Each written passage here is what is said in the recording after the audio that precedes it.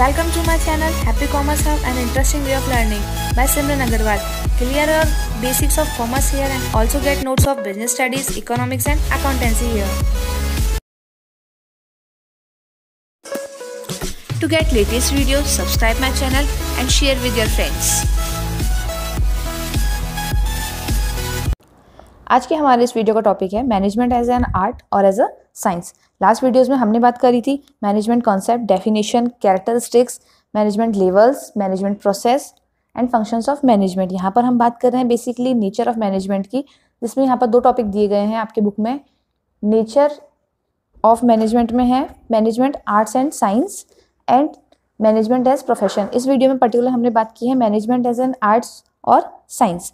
Management arts और science है नहीं, इसको जानने से पहले हमें ये जानना जरूरी है कि what is an art and what is an science. सबसे पहले हम ये जानेंगे कि मैनेजमेंट इज एन आर्ट, पर उसके लिए पहले ये तो जाने कि what is an art.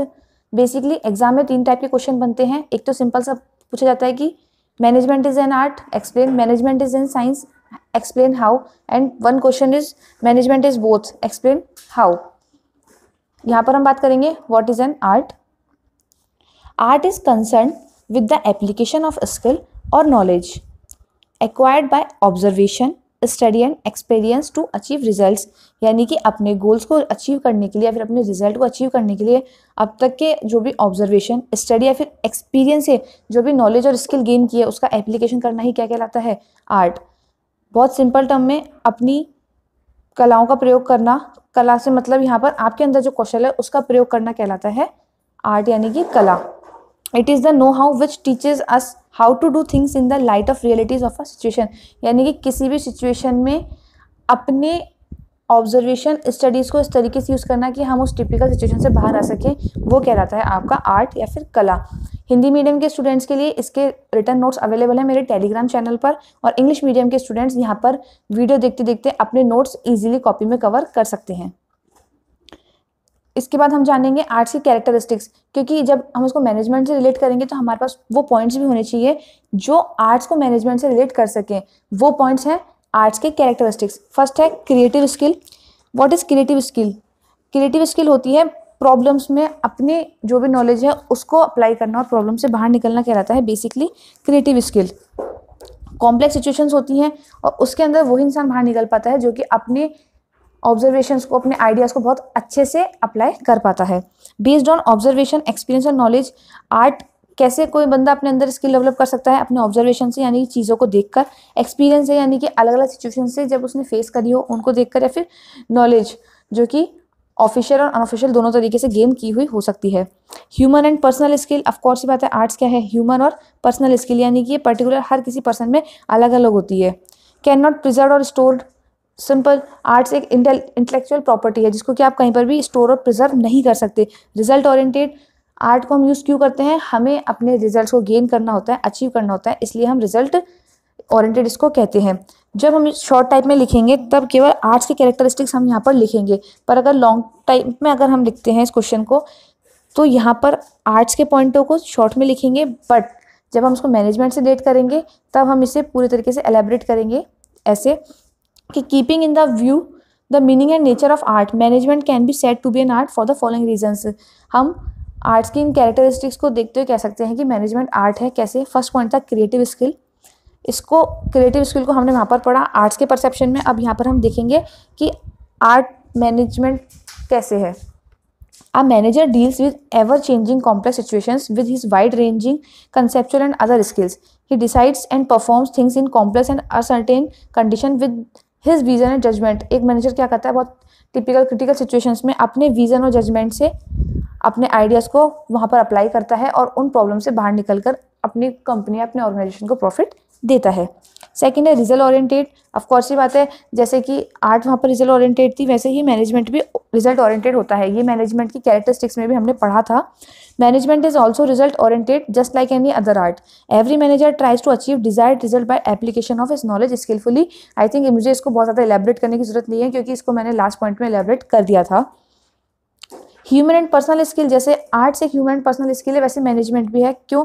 Just like in any other art, management skill is a personal possession of a person, therefore he can use it and develop it in the way he likes.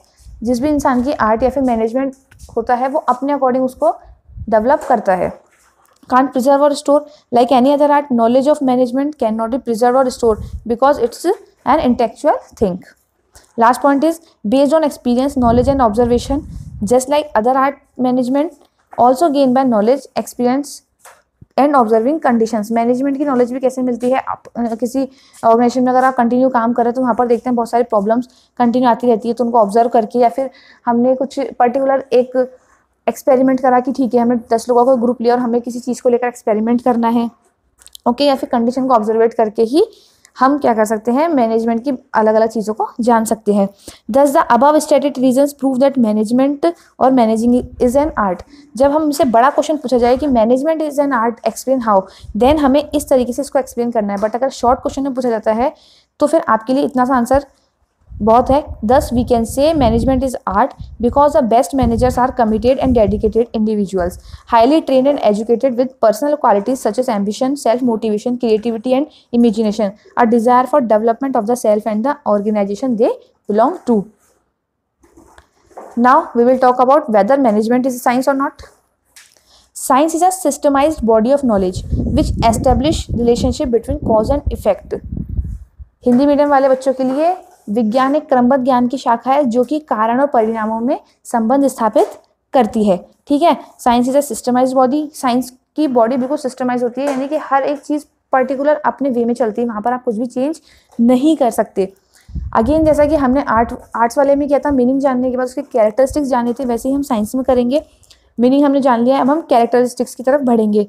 जब हम science की characteristics लिखेंगे तब केवल points हमें लिखने हैं, वहाँ पर हमें उनको इलेबरेट कब करना है, जब हम क्वेश्चन को बड़ा करेंगे तब हमें मैनेजमेंट वाले पॉइंट में उनको बड़ा लिखना है।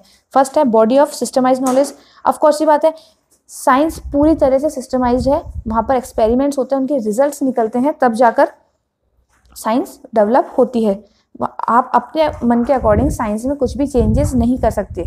फॉर एग्जाम्पल H2O यानी कि पानी का फॉर्मूला होता है H2O, इसको कोई भी पूरे यूनिवर्स में चेंज नहीं कर सकता। Science is universal, science universal है, यानी कि साइंस एज इट इज़ हर जगह एप्लीकेबल होती है।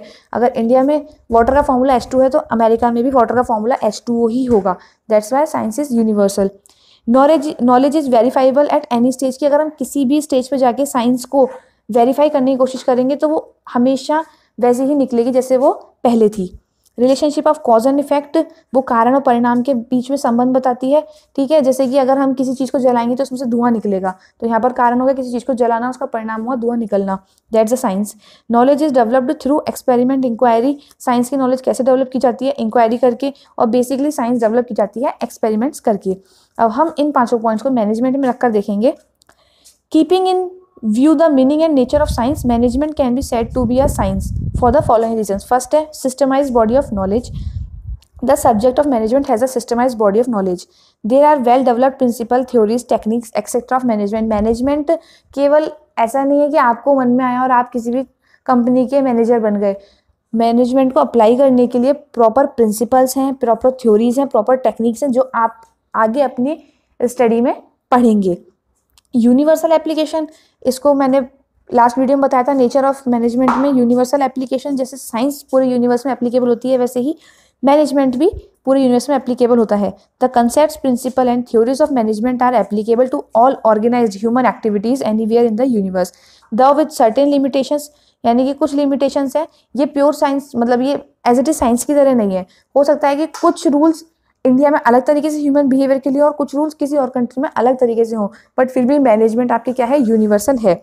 These are applicable to sole proprietary firms to global companies as well, यानी कि सोल प्रोपराइटर भी वैसे ही मैनेजमेंट करता है जैसे कि ग्लोबल कंपनीज, बस उनके मैनेजमेंट के तरीके में डिफरेंस हो सकता है, बट मैनेजमेंट दोनों जगह पर एप्लीकेबल होगा।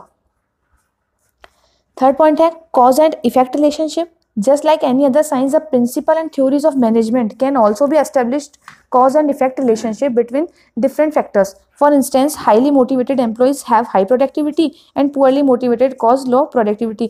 जैसे कि साइंस में cause और effect होते हैं वैसे भी मैनेजमेंट में भी होते हैं। जैसे कि for instance highly motivated employees, यानी कि जो एम्प्लॉयज़ हमारे हाईली मोटिवेटेड हैं वो क्या करेंगे, अच्छी प्रोडक्टिविटी देंगे, हाई प्रोडक्टिविटी देंगे, और वहीं पर जो एम्प्लॉयज़ हमारे पुअरली मोटिवेटेड हैं उनसे हम ज़्यादा प्रोडक्टिविटी की होप नहीं रख सकते।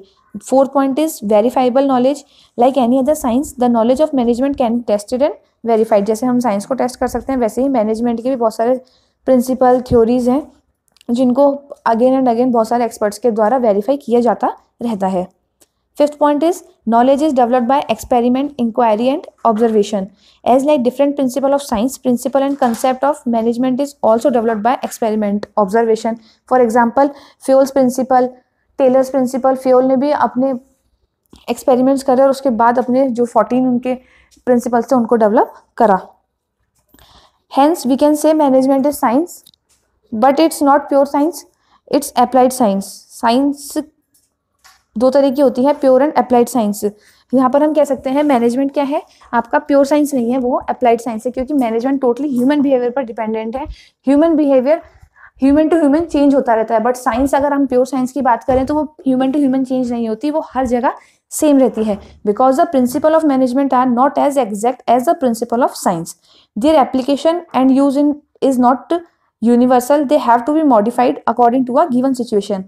साइंस के जो प्रिंसिपल्स हैं वो किसी भी सिचुएशन में सेम रहेंगे, बट जो मैनेजमेंट के प्रिंसिपल हैं वो सिचुएशन के अकॉर्डिंग चेंज हो सकते हैं। However they provide managers with certain standardised techniques that can be used in different situations. These principle are also used for training and development of managers. Here we can say कि जब हमसे question पूछा जाएगा science management is science और not, तब हम यहाँ पर ये वाला आंसर लिखेंगे। एंड द लास्ट जो हमारे पास बचता है वो है कि prove that management is sometimes नहीं, बेसिकली जो क्वेश्चन पूछा जाता है वो यही पूछा जाता है कि prove that management is both art और साइंस। अगर क्वेश्चन आपके बड़ा आता है यानी कि 6 मार्क्स या 5 मार्क्स का आता है तो यहाँ पर अब तक हमने जो पूरी वीडियो देखी हमें वो पूरी लिखनी पड़ेगी। पहले आर्ट्स को एक्सप्लेन करना पड़ेगा, देन हमें साइंस को एक्सप्लेन करना पड़ेगा और फिर कंक्लूजन में हम एक्सप्लेन करेंगे दीज लाइन्स। और अगर शॉर्ट क्वेश्चन पूछा जाता है तो ओनली ये पैराग्राफ ही आपके आंसर के लिए इनफ है। Management is science and as well art because management has features of both arts and science. The practice of management is an art. However, managers can work better if their practice is based on the principle of management. These principles constitute the science of management. Skillful application of scientific knowledge will be required to solve most of the problem of the day-to-day business. Management as an art and a science are therefore not mutually exclusive but complement with each other. It can be said that management will remain for centuries to come a combination of both art and science. यहाँ पर अगर 2 marks में आपसे पूछता है तो ये answer proper enough है, इसके अलावा आपको कुछ भी लिखने की नीड नहीं है। यहाँ पर मतलब है हमारा कि मैनेजमेंट साइंस भी है और आर्ट्स भी, क्योंकि मैनेजमेंट में साइंस की तरह ही क्या होते हैं, प्रिंसिपल्स होते हैं, ठीक है, और उन प्रिंसिपल को अपनी क्रिएटिविटी से अप्लाई करना होता है जिसे हम कहते हैं arts. So in the next video I will made this for profession, यानी कि व्यवसाय एक पेशा है, मैनेजमेंट एक पेशा है, इसके ऊपर मैं अपनी नेक्स्ट वीडियो बनाऊंगी। ओके, सो मिलते हैं नेक्स्ट वीडियो में, तब तक के लिए स्टे होम स्टे सेफ।